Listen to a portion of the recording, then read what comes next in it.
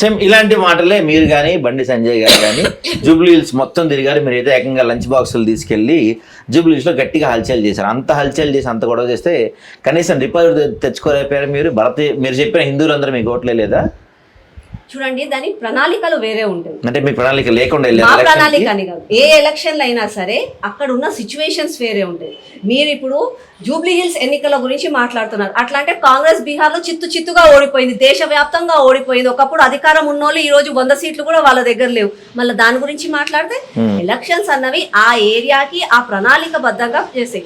మొన్న Jubilee hills లో కాంగ్రెస్ గెలిచింది అని అనే దానికంటే అక్కడ ఉన్న క్యాండిడేట్ నవీన్ యాదవ్ గెలిచాడని నేను అంటాను. అక్కడ ఉన్న క్యాండిడేట్ కి సింపతి వైజ్ గాను అంతకుముందు పోటీ చేశాడనో అక్కడ సింపతియో వాళ్ళ ఫాదర్ గురించో ఏదో ఒక విషయంలో కానీ అక్కడ అతను గెలిచాడు. దాంతో పాటుగా మీరు అన్నట్టుగా నిజంగా కూడా బీజేపీ బలంగా లేదు ఆ ఏరియాలో, అది నేను కూడా ఒప్పుకుంటాను ఒక కార్యకర్త. దాంతో పాటుగా బీఆర్ఎస్ ఎవరైతే క్యాండిడేట్ ని నిల్చోబెట్టారో ఆ candidate some family issues, family డ్రామాలు, అదొక క్వశ్చన్ మార్క్ ప్రజలలో. ఇక అటు ఇటు కాకుండా మీరు ఇంకొకటి ఆలోచించండి, ఏ రోజైనా బై ఎలక్షన్స్ అయినప్పుడు రూలింగ్ పార్టీకి అడ్వాంటేజ్ ఉంటుంది.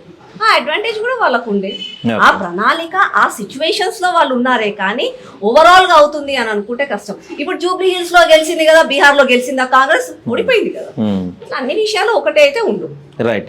సో మరి మీ కనుక బీజేపీ పరిస్థితి గురించి మాట్లాడుకుంటే, రామచంద్రరావు గారు అధ్యక్షులుగా వచ్చినప్పటి నుంచి చాలామంది బీజేపీ కార్యకర్తలు పార్టీని వదలలేక, పార్టీతో ఉండలేక చాలా నలిగిపోతున్నారు. కార్యక్రమాల్లో వేటిలో యాక్టివ్గా పాలు పంచుకోవటం లేదు. రామచంద్రరావు గారు వచ్చాక పార్టీ మొత్తం నిద్రావస్థలోకి వెళ్ళిపోయింది అనేది సగటు బీజేపీ కార్యకర్తలు చెప్తున్న మాట. సో మీ ఒపీనియన్ కూడా అదేనా? అది వాళ్ళ అభిప్రాయం ఉండొచ్చు, వ్యక్తిగత అభిప్రాయం. మా అభిప్రాయం, నేను ఒక బీజేపీ కార్యకర్తనండి. బీజేపీ కార్యకర్తగా ఒకవేళ నిజంగా ఉన్నప్పుడు మాకు అధ్యక్షులు ఎవరు, మాకు జనరల్ సెక్రటరీలు ఎవరు, వాటి సంబంధం లేదు. మా బీజేపీ ఐడియాలజీయే మాకు సంబంధం. సంస్థాగతంగా మా ఐడియాలజీ ఒకటే, దేశం, ధర్మం, ప్రజల సంక్షేమం. అదే దానికోసం మేము పాటుపడుతున్నాం. అదే జెండా, అదే కమలం పువ్వు. మేము ఎప్పటికైనా అలాగే ఉంటాం. మాకు అధ్యక్షులు ఎవరు వస్తే మాకేంటండి, మా పని మాకు. ఓకే. కిషన్ రెడ్డి వర్గం ఒకటి, ఈటెల వర్గం ఒకటి, బండి సంజయ్ వర్గం ఒకటి, ఇలా రకరకాల వర్గాలు ఉన్నాయంట కదా, మీరే వర్గం? వర్గాలు అనేవి ఏమి ఉండదండి, ఫేవరెట్ అనేది ఉంటుంది. ఇప్పుడు చూడండి, ఒక స్టూడెంట్ ఉన్నాడు, 10వ తరగతి చదువుకుంటున్నాడు. వాడు పాస్ కావాలంటే అన్ని సబ్జెక్టులలో పాస్ కావాల్సిందే.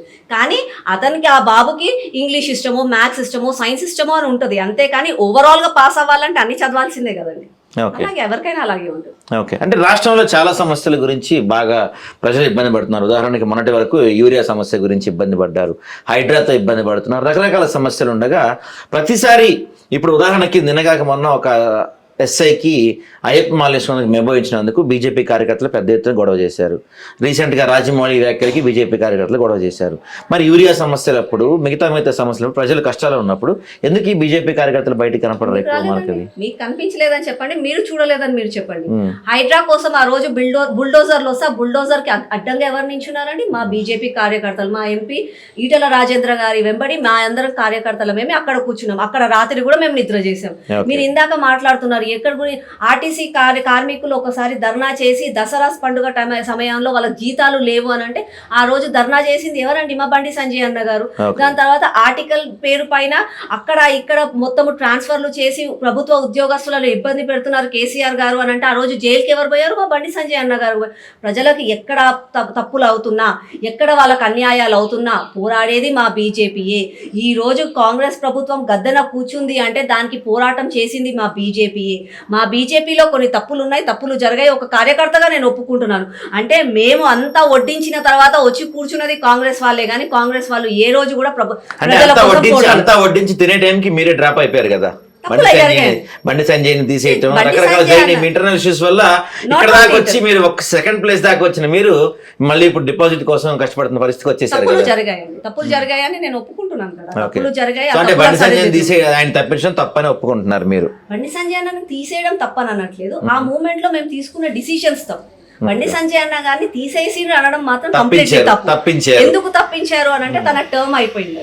మా బీజేపీలో ఎవరికైనా ఒక సర్టెన్ టర్మ్ మాత్రమే చేస్తారండి. ఇప్పుడు కిషన్ రెడ్డి గారు 2 times చేశారు, కానీ ఫస్ట్ టైం చేసిన తర్వాత తనని తొలగించి లక్ష్మణ్ అన్న గారికి ఇచ్చిన తర్వాత బండి సంజయ్ అన్న గారు వచ్చిన తర్వాత మళ్ళీ కిషన్ రెడ్డి గారు ఉన్నారండి. ఇట్ డిపెండ్స్ ఆ రోజు ఆ సంస్థాగతంగా వాళ్ళు తీసుకున్న నిర్ణయాలని బట్టి ఉంటదండి. పార్టీ నిర్ణయాలు ఎప్పుడు కూడా ఒక కార్యకర్తగా కార్యకర్తగా మనం ఆలోచించిన ఉండదు.